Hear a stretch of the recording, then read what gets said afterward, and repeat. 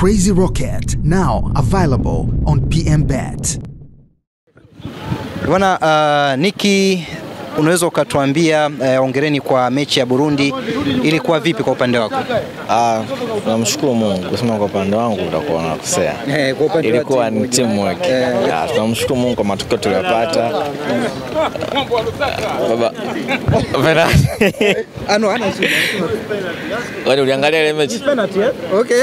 Usiangalia. Ile penalty sio penalty. Kama yenyewe hivi. Hamna kanivuta mshikaji. Hamna bwana, football unajua. Kikubwa tunamshukuru Mungu.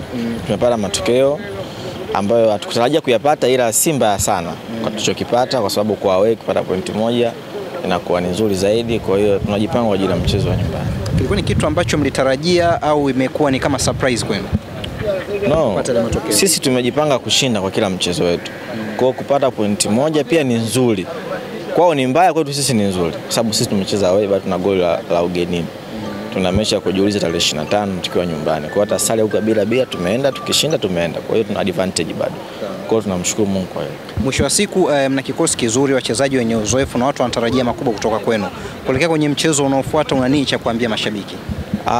Kwa wale wapenzi wa Singida waendelee kuisupport timu yao, kwa sababu tunawahitaji zaidi kwenye mchezo ujao, kwa sababu ni mchezo muhimu zaidi ambao kwenda kubeba ndoto ya klabu, kwa sababu tukipata matokeo tunaweza kufika mbali zaidi.